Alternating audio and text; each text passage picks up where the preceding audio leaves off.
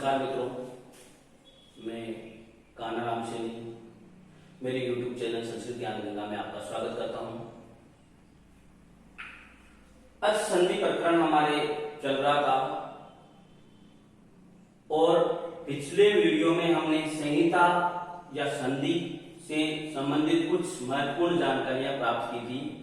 आज से हम लघु सिद्धांत कौमुदी के जो अच संधि प्रकरण है दूसरा, उस अच संधि प्रकरण में जितने भी सूत्र हैं उन सूत्रों को पढ़ने का प्रयास करेंगे, अध्ययन करेंगे।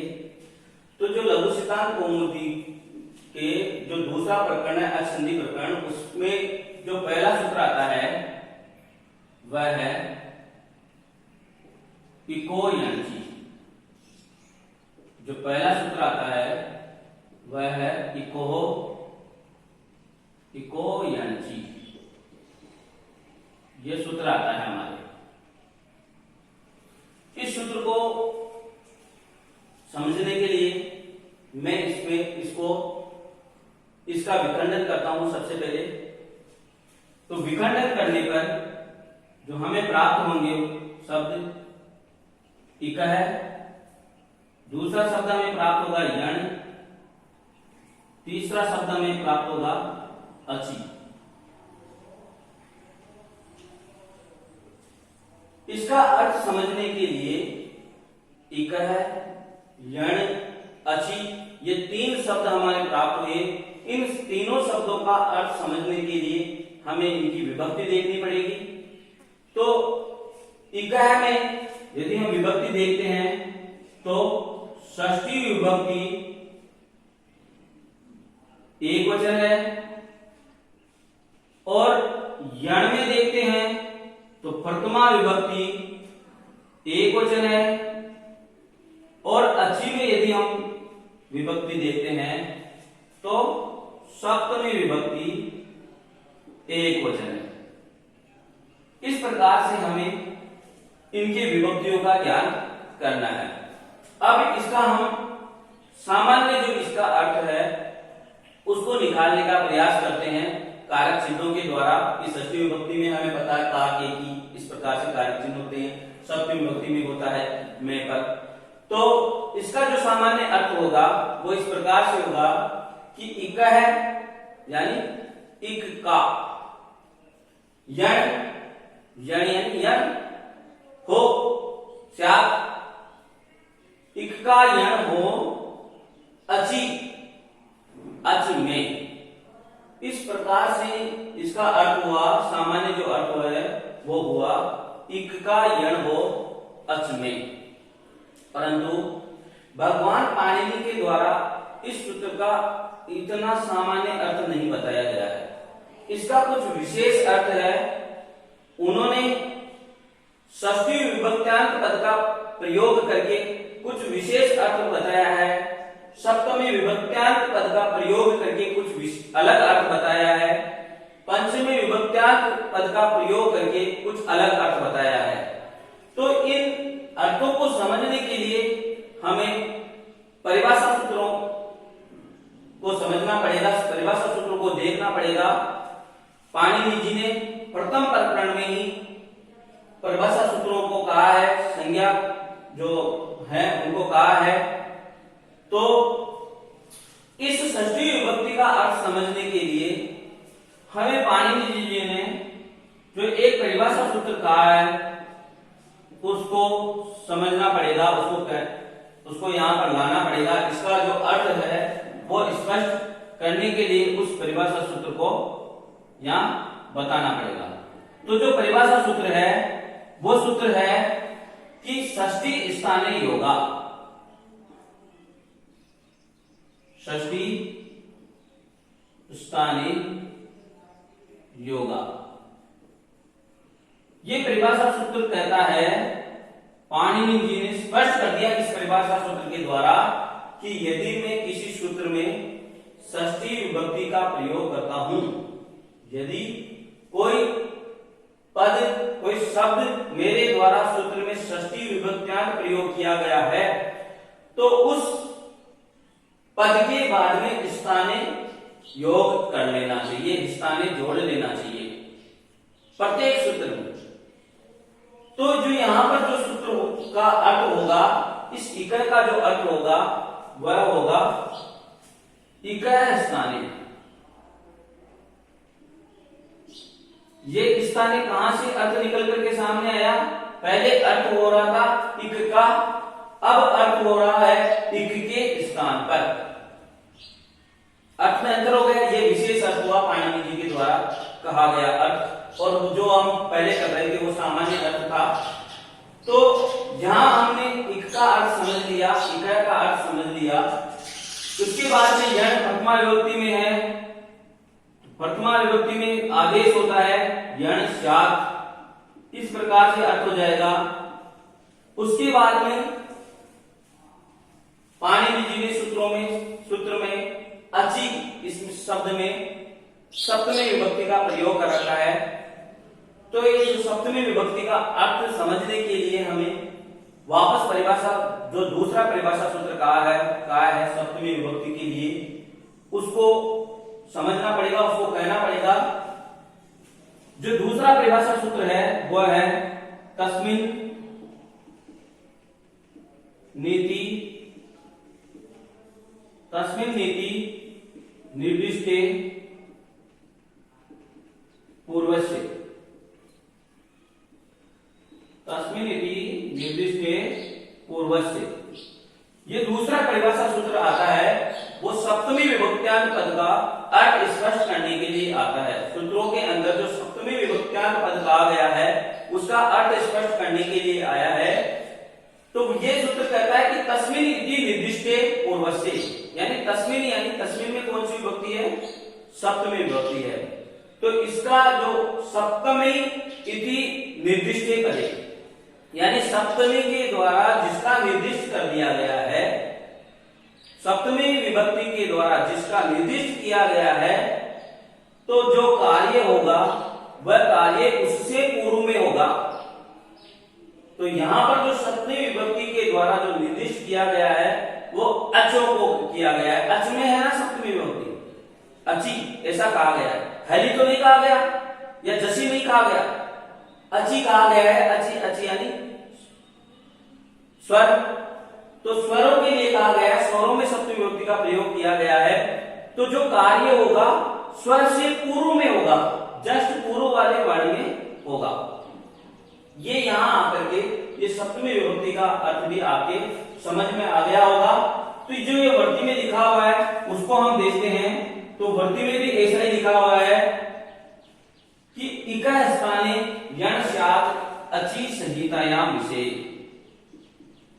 अचि संहितायाम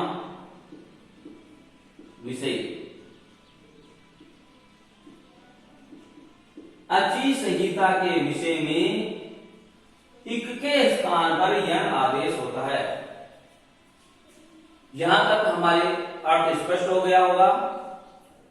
फिर इसके बाद में जो लिखा हुआ है वो लिखा हुआ है शुद्धि प्लस उपास्य इति स्थिते। तो हम शुद्धि प्लस उपास्य यहां लिख लेते हैं, शुद्धि प्लस उपास्य है इति स्थिते। इस स्थिति में हमें दो रूप इसके सिद्ध करने होते हैं। वो दो रूप हैं, एक है शुद्ध्युपास्य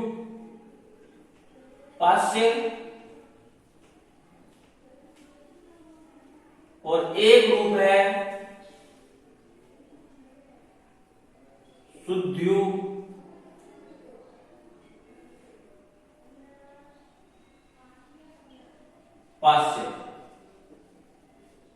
ये दो रूप सिद्धि करनी है हमें। इन दोनों का विच्छेद करेंगे तो विच्छेद होगा शुद्धि प्लस उपास्य। तो हमें इस स्थिति में हमें देखना है कि जो शुद्धि प्लस उपास्य है इसमें जो लागू हो जाएगा वो सूत्र हो जाएगा इको यंसी, ये लागू करना है। तो हम सबसे पहले इस सूत्र के जो प्रत्याहार करने हैं उनको समझने लिख लेते हैं। तो इकाई में यदि प्रत्याहार बनाते हैं इक है तो इक में 4 वर्ण निकल करके सामने आते हैं, ई, उ, री, ली। 4 वर्ण हमारे इक है, प्रत्याहार बनाने पर सामने निकल करके आए। दूसरा प्रत्याहार हमें बनाना पड़ेगा यण। यण प्रत्याहार बनाने पर भी 4 वर्ण निकल करके सामने आते हैं, य, व, र और ल। इस प्रकार से इक प्रत्याहार हमने बना लिया, यण प्रत्याहार हमने बना लिया, और जो तीसरा प्रत्याहार हमें बनाना पड़ेगा वह है अच। अच प्रत्याहार को हम प्लस करके अच लिख करके, अच का अर्थ होता है स्वर, इस प्रकार से हम यहां लिख देंगे। तो जो ये है, ये जो मैंने बनाया वह पूरे सूत्र की डेफिनेशन हो गई कि इक के स्थान पर यण आदेश होता है, इक के स्थान पर यण आदेश होता है यदि अच यानी स्वर आगे हो तो। इक के बाद में यदि स्वर आगे हो तो इक के स्थान पर क्या हो जाएगा, यण आदेश हो जाएगा। तो जो हमें सबसे पहले इक को ढूंढना पड़ेगा। इक को ढूंढने के लिए हम सबसे पहले इसका पूरे वर्णों को निकाल करके बाहर रखेंगे, उसके बाद में हम इसमें इक ढूंढेंगे। तो सबसे पहले हम स को आधा करके उ को बाहर निकाल देंगे, इस प्रकार से ध को भी आधा कर देंगे और ई बाहर निकाल देंगे, प्लस उ को भी प को भी आधा कर देंगे और आ बाहर निकाल देंगे। स आधा है, ये को भी आधा कर देंगे और ए बाहर निकाल देंगे और ए के विसर्ग लगा देंगे। जो ये मैंने विच्छेद किए हैं, प्रत्येक वर्णों को बाहर निकाले हैं, यदि हम इन वर्णों को मिलाएंगे तो ये जो ऊपर लिखा हुआ है, स में उ मिलेगा तो सु हो जाएगा, ध में ई मिलेगी तो श्रुति हो जाएगा, उ प में आ मिलेगा तो पा, और स आधा है और य में ए मिलेगा तो उपा से। इस प्रकार से इसमें और इसमें दोनों में कोई अंतर नहीं है। मैं इसको समझाने के लिए इसका विस्तृत रूप किया है मैंने। तो अब हमें सबसे पहले ढूंढना है इक है। इक जो प्रत्याहार है उन वर्णों को ढूंढना है। हमें पता है कि इक प्रत्याहार में ई, उ, री, लृ 4 वर्ण आते हैं। तो हमें इन चारों वर्णों को ढूंढना पड़ेगा। तो यहां पर हम देखते हैं तो इक प्रत्याहार में जो 4 वर्ण हैं तो हमें इक मिलेगा, एक तो इक यहां मिल गया, दूसरा इक ये मिल गया और तीसरा इक ये मिल गया। ये 3 वर्ण इक प्रत्याहार में आने वाले वर्ण हैं। हमें इसके स्थान पर कौन से इक के स्थान पर हमें यण करना है, ये समस्या उत्पन्न हो जाती यदि ये सूत्र ये स्पष्ट नहीं करता। तस्मिन् नीति निर्दिष्टे पूर्वस्य। ये सूत्र जो कह रहा है वो कह रहा है कि मेरे द्वारा जो सप्तम्यांत पद के द्वारा जो निर्देश कर दिया गया है उससे पूर्व वाले वर्ण के स्थान पर यण करना है, उससे पूर्व वाले इक के स्थान पर यण करना है।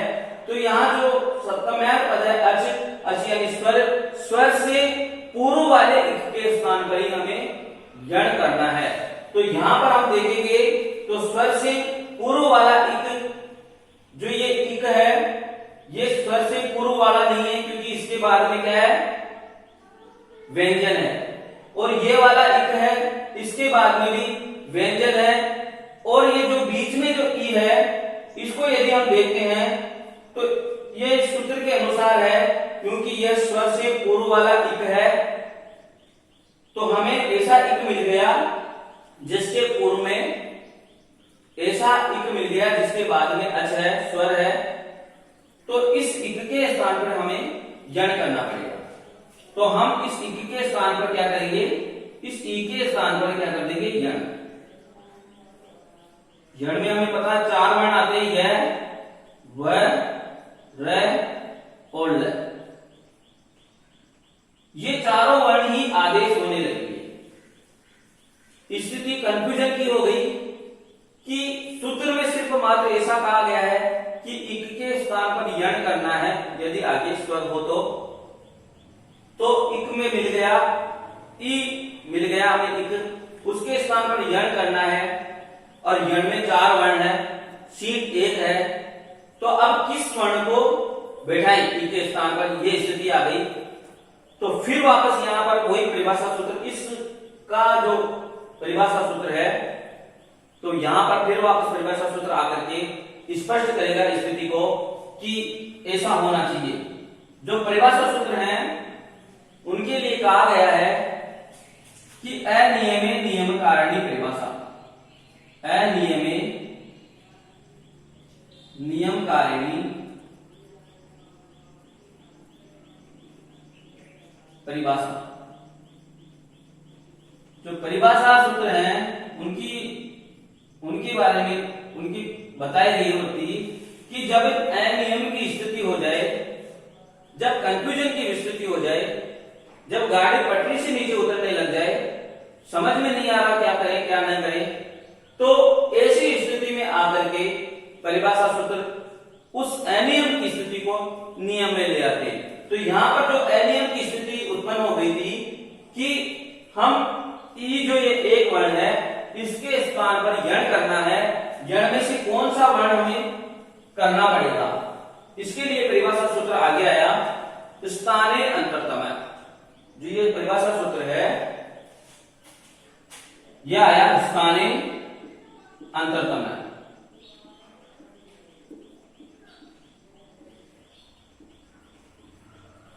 अंतरतम का अर्थ होता है सदृशतम। अंतरतम का जो अर्थ होता है वो होता है सदृशतम, सदृशतम। यानी ये स्थानीय अंतरतम जो सूत्र है वो कहता है कि स्थान होने पर, आदेश होने पर, ऐसा प्रसंग आने पर, ऐसा प्रसंग आने पर जो आदेश होगा वो अंतरतम वर्ण का होगा, यानी सदृशतम वर्ण का होगा। जो अत्यधिक समान वर्ण होगा उसी का आदेश होगा। तो ये जो ई है, अब इसके स्थान पर हमें इन वर्णों में से करना है, तो हमें इसका सदृशतम वर्ण है, यानी जो इसके जो समान वर्ण है उसको ढूंढना पड़ेगा। सदृशतम का अर्थ हम यहां सवर्ण भी ले सकते हैं, तो इसके सवर्ण को ढूंढना पड़ेगा।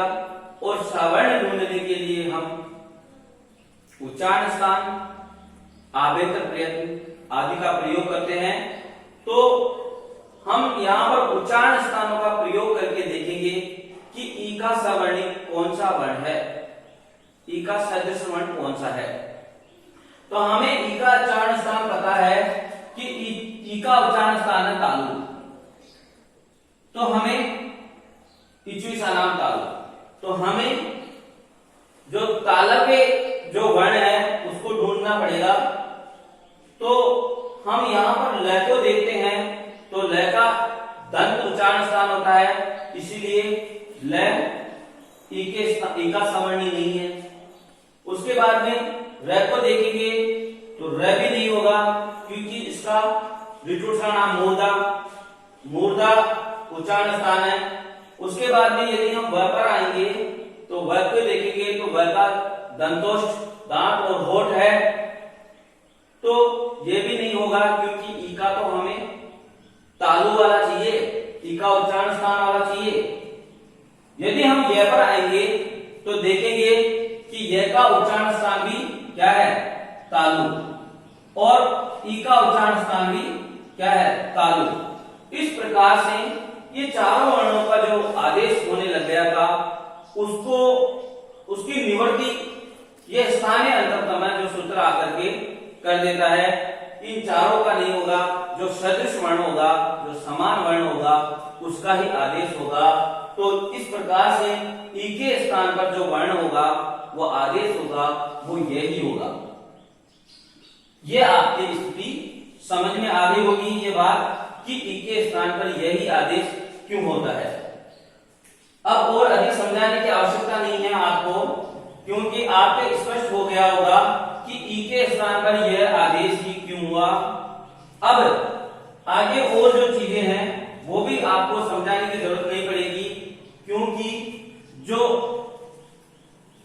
उ का जो सदृशतम वर्ण होगा वो वही है, और ये दोनों उ के सदृशतम वर्ण नहीं है, क्योंकि हम उच्चारण स्थानों के द्वारा देखेंगे तो उ का और व का, उ का ओष्ठ मिलेगा और व का भी ओष्ठ है, इसीलिए दंत ओष्ठ दोनों है, इसीलिए यही सवर्णीय है, बाकी ओष्ठ वाले कोई भी वर्ण नहीं है, इसीलिए उ के स्थान पर व आदेश होगा।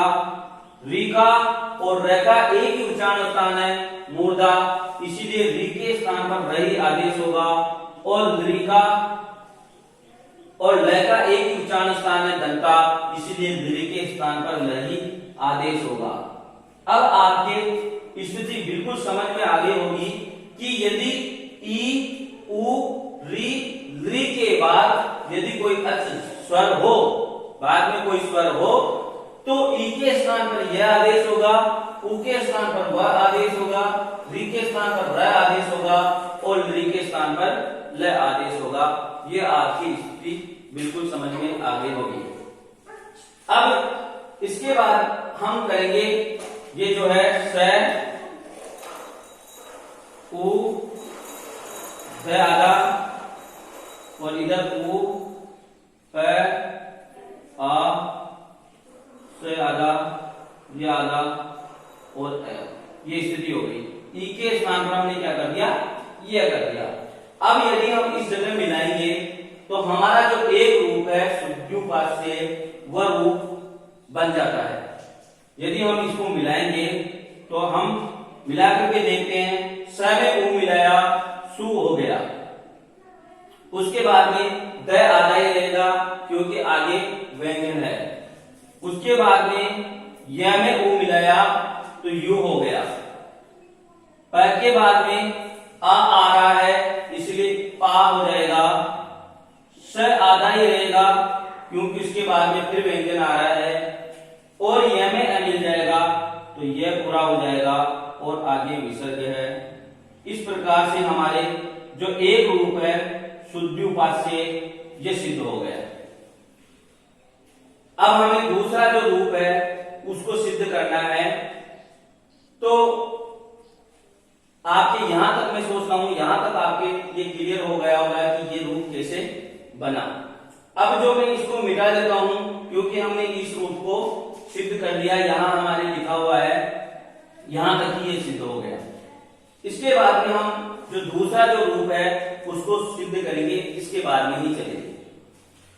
अब इसको मैं यहां में बिठा देता हूं।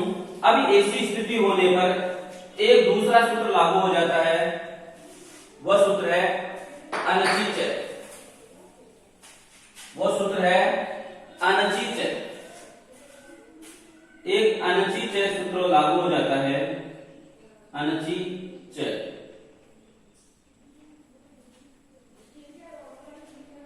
इस अनचिच के सूत्र की यदि हम वर्ती देखते हैं तो उसमें लिखा हुआ है कि अचय परस्य यरो, अचय परस्य यरो द्वे, अचय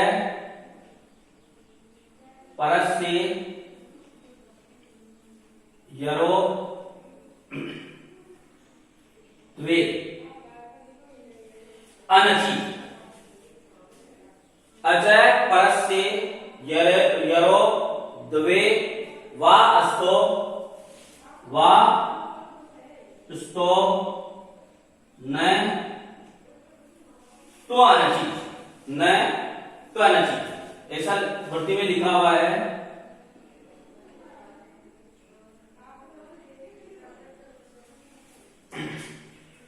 तो ये अनचित जो सूत्र है यह विकल्प से यर का, जो यर प्रत्याहार में जो वर्ण आते हैं उनका विकल्प से द्वित्व करता है। जो अनचित सूत्र है वो जो यर प्रत्याहार में जो वर्ण आते हैं उनका द्वित्व करता है। यह सूत्र कहता है कि अच के बाद में, एक अच के बाद में यर हो, यर प्रत्याहार का कोई वर्ण हो और उसके बाद में अनच हो यानी व्यंजन हो। यह सूत्र कहता है, यहां समझ लो आप कि यह सूत्र कहता है कि पहले तो क्या हो, अच हो, उस अच के बाद में क्या हो, यर प्रत्याहार का कोई वर्ण हो और उसके भी बाद में क्या हो, अनच हो। अनच का अर्थ हुआ व्यंजन, जो अच नहीं है वो अनच। ये स्थिति हो तो ये जो यर है इस यर के द्वित्व हो जाएगा। यर प्रत्याहार का जो भी वर्ण है उसको दो बार लिखा जाएगा। तो जो ये अनचित जो सूत्र है ये विकल्प से करता है, एक बार करेगा एक बार नहीं करेगा। तो नहीं करेगा तो हमारा जो ये रूप है ये सिद्ध हो ही रहा है। तो करेगा जब रूप जाकर के दूसरा बनेगा। तो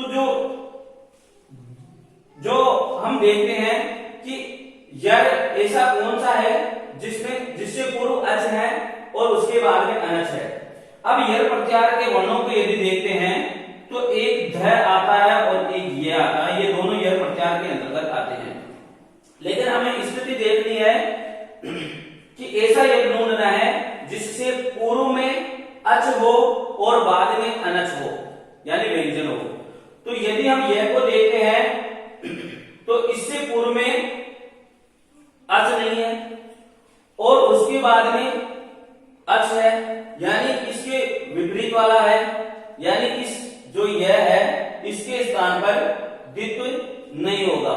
इससे पूर्व यदि हम देखते हैं ध, तो इससे पूर्व में अच है, स्वर मिल गया हमें उ, अच है ना ये उ क्या है, अच है। और हमारा सूत्र कह रहा था कि यर से पहले अच होना चाहिए, अच मिल गया। और हमारा सूत्र कह रहा है कि यर के बाद में अनच होना चाहिए यानी व्यंजन होना चाहिए, तो हमें व्यंजन भी मिल गया ये। इस प्रकार से ये जो ध वर्ण है इसका द्वित्व हो जाएगा यानी इसको दो बार लिखा जाएगा, ध और ध। इस प्रकार से द्वित्व हो गया। तो स्थिति अब ये आ गई कि स उ ध हमने कर ही दिया, ये और इधर का मैं मिला करके लिख देता हूं उपास्य, इधर मैंने मिला करके ही लिख दिया। स्थिति हमारे पास अभी ये आ गई। अब ये आने पर, ये होने पर उसके बाद में जो एक सूत्र लागू हो जाता है, झलाम जस्टसी, झलाम जस जसी।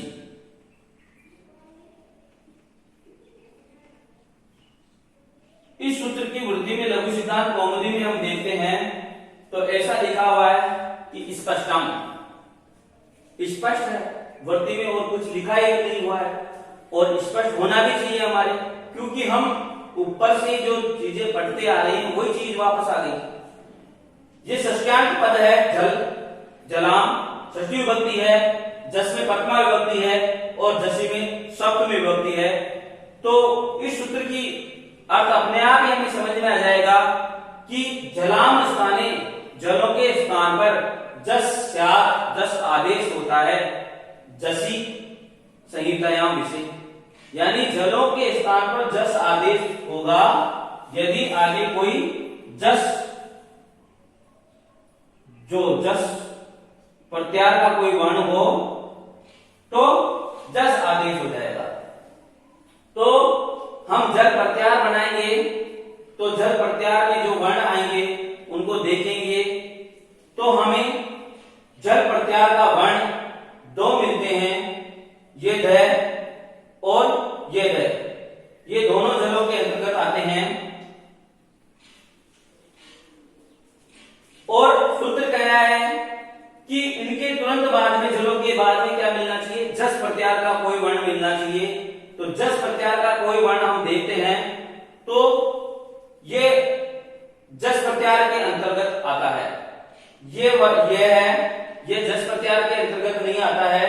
और ये क्या है, ध है, ये दोनों ध हैं, जस प्रत्याहार के अंतर्गत आते हैं। इसीलिए ये जो पूर्व धकार है, इस पूर्व धकार के स्थान पर जस आदेश हो जाएगा। और जस का कौन सा आदेश होगा, तृतीय वर्ण हो जाएगा। तृतीय वर्ण ही क्यों हुआ, क्योंकि इस ध का स्थानीय अंतरतम जो सूत्र लागू होकर के जो परिभाषा सूत्र है उसका सदस्यम देखेंगे तो एक ही स्थान उच्चारण स्थान वाले वर्ण का आदेश होगा। तो ये ध है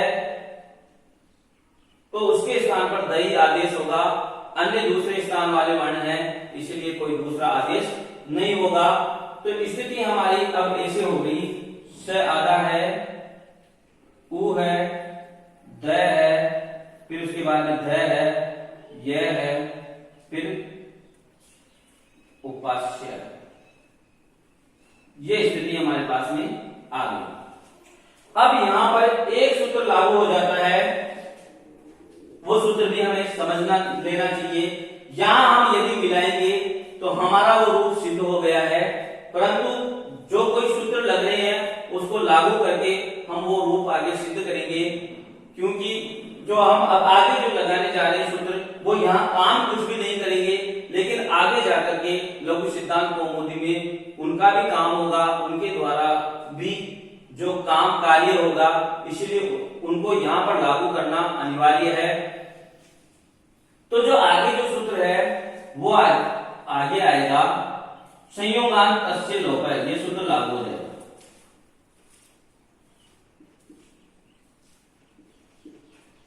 संयोगांत तस्य लोप है, ये सूत्र कहता है कि ऐसा पद जिसके अंत में जो संयोगांत हो, ऐसा पद जिसके अंत में संयोग हो रहा हो, वर्णों का संयोग हो रहा हो, तो उस पद का लोप होना चाहिए। तो ये संयोगांत पद हुआ क्योंकि इसके अंत में एक ध और यह, इन तीनों पदों का संयोग हो रहा है, इसीलिए ये पद क्या कहलाया, संयोगांत पद कहलाया। और इस पद का लोप होने लगेगा, इस पूरे पद का लोप प्राप्त हो जाएगा। तो इस स्थिति में एक परिभाषा सूत्र है, वो सूत्र यहां पर आकर के इसका निषेध करेगा। वो परिभाषा सूत्र है कि अलो अंतस्य, अलो अंतस्य, यह सूत्र कहता है कि जो संयोगांत पद है उसमें जो अंतिम अल है उसका ही लोप हो, दूसरों के नहीं। तो इस जो पूरा पद का जो लोप प्राप्त हो रहा था, अब वो रुक करके इस अलो अंत से, इस परिभाषा सूत्र की वजह से जो अंतिम अल है, यानी जो यह है, अलो में सभी वर्ण होते हैं, तो जो अंतिम अल यह है उसका लोप प्राप्त होने लगेगा। तो यही स्थिति रह जाएगी, स उ द और ये जो यह है इसका लोप प्राप्त होने लग जाएगा हमें संयोग अलो अंत से, इस सूत्र के द्वारा। जो संयोगांत तस्य लोप है, इस सूत्र के द्वारा पूरे पद का लोप होने लग गया था, उसको आकर के अलो अंत से ये सूत्र निषेध कर देता है, रोक देता है। और अंतिम जो अल है, यह है यहां पर अंतिम अल, उसका लोप प्राप्त हो जाएगा। अंतिम अल का लोप प्राप्त होने के बाद में तो यहां पर जो ये का ही लोप हो गया, तो यहां प्रश्न ये उठता है कि अब इस ये का ही लोप हो गया तो हमें ई के स्थान पर यह करने की जरूरत ही क्या थी। हमें यदि यह समझना है कि पाणिनि जी की इष्टाध्याय में इतने ही सूत्र दिए हुए हैं और रूप सिद्ध सिद्ध कर दिया है, परंतु यह स्पष्ट नहीं कहा कि ये अलो अंत से जो सूत्र है ये आकर के इसका लोप प्राप्त हो जाएगा, इसके द्वारा लोप हो जाएगा इसका, तो जो हम कार्य करना चाहते थे उसका कोई फल ही प्राप्त नहीं हुआ। तो कात्यायन मुनि आए और उन्होंने एक वार्तिक बनाई। उन्होंने एक वार्तिक बनाई कि जो वार्तिक कहा है उन्होंने, जो वार्तिक है और वार्तिककार है कात्यायन, उनके द्वारा कहा गया है कि यण प्रतिशोधो वाच्य, यण प्रतिषेधो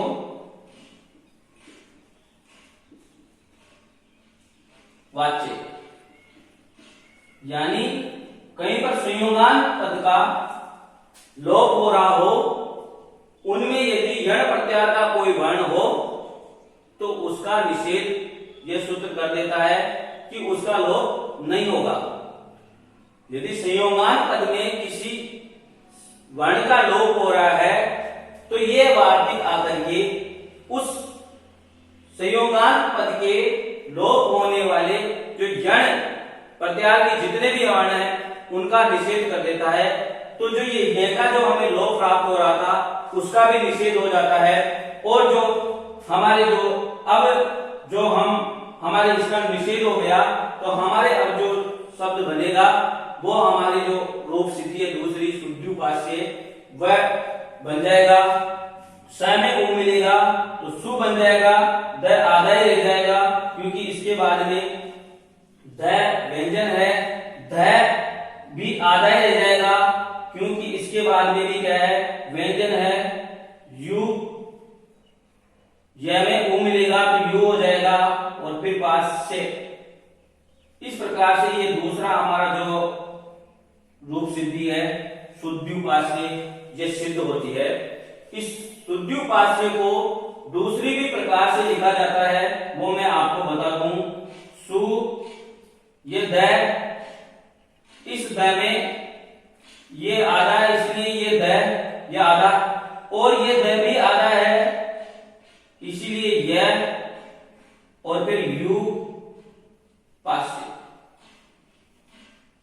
ये इस प्रकार से भी शुद्ध्युपास्य लिखा जाता है। इसका और इसका एक ही मतलब है, ये लिखने का अलग अलग तरीका है। हम इस प्रकार से भी लिख सकते हैं, हम इस प्रकार से भी लिख सकते हैं। तो हमारे ये जो दोनों प्रकार की जो रूप सिद्धि है शुद्ध्युपास्य वो हमारे इति सिद्धम ये सिद्ध हो गई है। अगर मेरा वीडियो आपको समझ में आया है तो लाइक और शेयर जरूर करिएगा और मेरे चैनल को सब्सक्राइब भी कीजिएगा। अगले मिलते हैं अगले वीडियो में। धन्यवाद।